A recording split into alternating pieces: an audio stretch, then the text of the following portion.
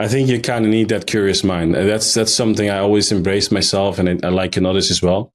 Because curiosity, it doesn't just. I mean, they say it kills the cat, but honestly, you get so far ahead of things because you actually have it.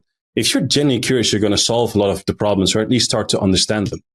And I think, as I said, right, there's a major shift happening in the landscape that you're operating in, the SEO, the AI, the LLMs, and everything else. And boy, um, let's start there. You mentioned a keyword AI. You also said LLM. You also said, a link building and everything else. I think let's start with this one. Many leaders in marketing and SEO, understand that the LLMs are becoming more and more of a game changer, whether it's AI overviews or AI mode, potentially, whether it is ChatGPT that's taking more place. But there's no clear-cut strategy, at least as far as we know. So let's start with what are your 3 tips or your 3 must-haves to do in any digital strategy when it comes to these things? Yeah, that's very open-ended. I appreciate that. Was sort of softball. You just lofted up in the air to me.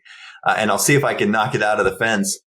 I think the key number 1 is, and this might even be number 1, maybe number 2, is what we already have talked about, curiosity.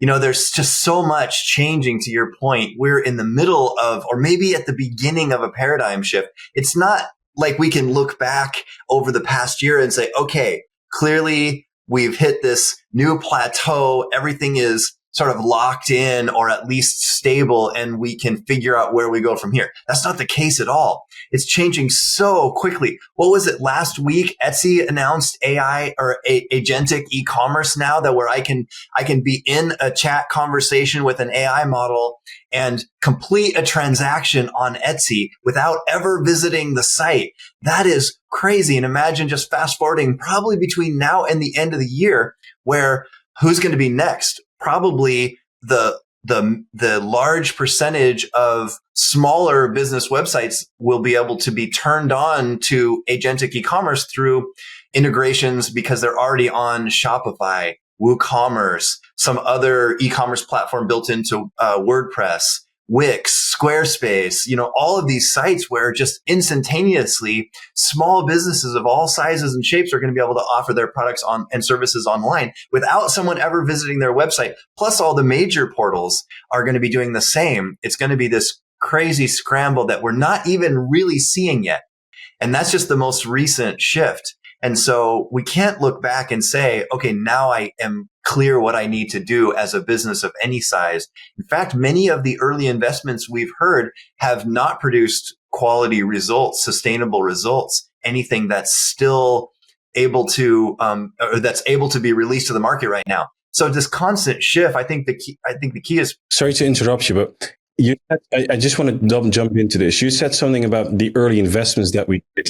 Can you speak towards what were those early investments, and what were the goals, and what was the failure that you're talking about? Yeah, everything from the on-site chat agents that would there's the scenario. I can't remember the airline, and I probably shouldn't say it anyway, but there was the airline where the AI chat agent made up a bereavement policy and authorized a refund when one didn't exist. That level of hallucination, or when an AI model will infer something when there's no validation behind it, sort of thing. A number of examples like that. Other studies where it was a large investment into resources that haven't been able to deliver anything, to the point where teams were laid off before a solution to replace them was in place. And then they found out that the solution wasn't there and wasn't going to be available anytime in the future, and had to rehire those that the company had